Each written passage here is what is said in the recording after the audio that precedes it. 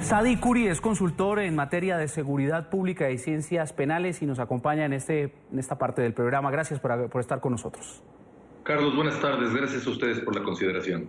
Parece que las fuerzas estatales y federales en México no están muy interesadas en intervenir en los conflictos internos de las bandas del narcotráfico. Por lo menos estas cifras así lo estarían marcando.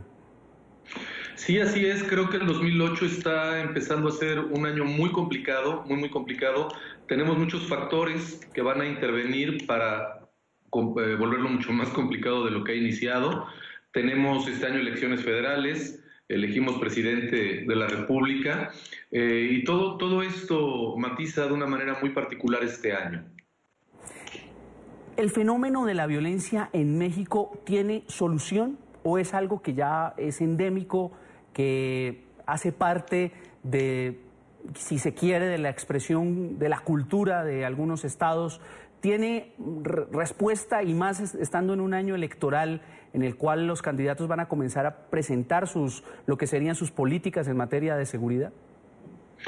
Desde luego que tiene solución, no es fácil, y creo que lo que ha hecho este gobierno federal no ha sido lo mejor para tratar de solventar los problemas que tenemos en materia de seguridad pública. No olvidemos la publicación de la Ley de Seguridad Interior que se dio el año pasado, donde simple y sencillamente se hicieron de oídos sordos a las sugerencias y a los posicionamientos de grupos nacionales e internacionales respecto a la publicación de la misma. Sí tiene solución. Vuelvo y repito, lo que el gobierno federal ha estado trabajando en los últimos 5 años no ha abonado en lo absoluto para tratar de solucionar el problema que tenemos en materia de seguridad pública.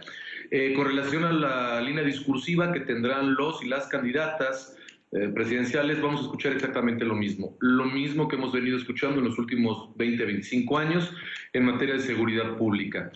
Insisto, va a ser un año muy complicado porque ahora no nada más son cuestiones del territorio nacional, sino que ahora cuestiones políticas como las de Estados Unidos van a empezar a influenciar mucho, lo manifestado por el presidente Trump la semana pasada, respecto a querer negociar esta terquedad, esta insistencia que tiene el señor presidente respecto al muro fronterizo, que ahora va a negociar todo el tema de migración, todo el tema del DACA, con el gobierno mexicano para tratar de que el gobierno mexicano pague el muro. Entonces, bueno, tenemos una situación, insisto, muy complicada, no nada más en temas de seguridad pública, que de por sí lo venimos arrastrando desde hace años, sino que ahora viene aderezada por una carga política muy fuerte.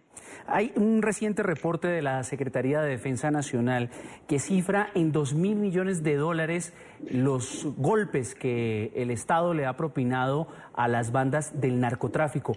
¿Es insuficiente esa acción del gobierno federal frente a las bandas que se siguen generando estos hechos de violencia? ¿O hasta dónde va esa acción por parte de las autoridades? Será muy interesante que la Secretaría de la Defensa, la Sedena, pudiera especificar y conceptualizar esos 2.000 millones en atención a qué decomisos, porque es muy importante señalar que la ley de extinción de dominio en este país no se ha ejecutado como debería de ser. Mientras no se golpeen las estructuras financieras de los grupos de delincuencia organizada, no va a haber posibilidad de mermar su capacidad de poder. El problema que tenemos es que en muchos de estos grupos de delincuencia organizada se encuentran empresarios, políticos, gente reconocida en el país, y en ese momento el mismo gobierno se amarra de manos para poder ejercer la ley de extinción de dominio como se debiera. Insisto, estas cifras que da la Sedena deberían de quedarse no nada más en un número con ceros, sino deberían de desglosar de dónde.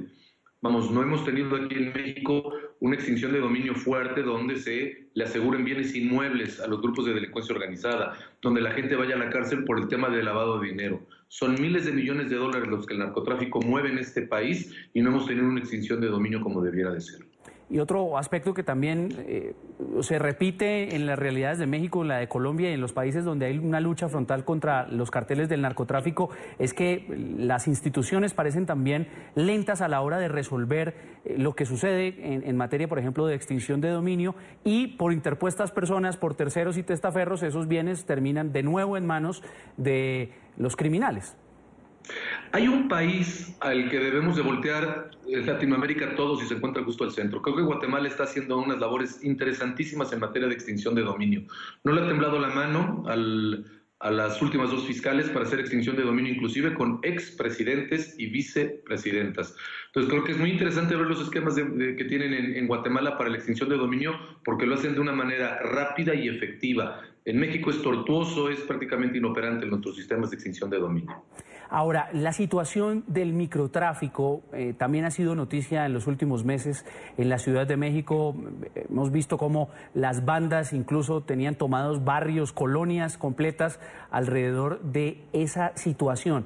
¿Cómo está el estado de ese aspecto que también está jugando mucho en materia de seguridad y afectando las vidas de los ciudadanos?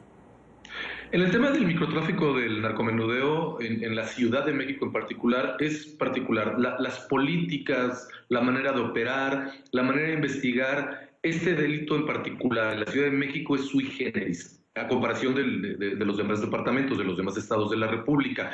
La Ciudad de México tiene una geografía, tiene una dinámica, tiene unos modus operandi y la delincuencia totalmente distintos a los que operan en México. Por ejemplo, el 1 de enero en California, en Estados Unidos, la marihuana ya está autorizada para fines recreativos.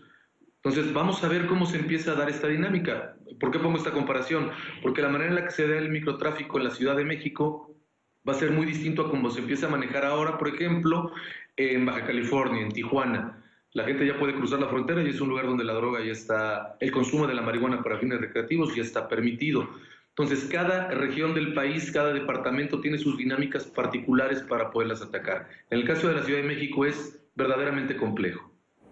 Sadi Curi, consultor y analista en temas de seguridad desde la Ciudad de México, gracias por acompañarnos y feliz año para usted. Muy feliz año para ti, todo el auditorio, y nuevamente muchas gracias por la consideración.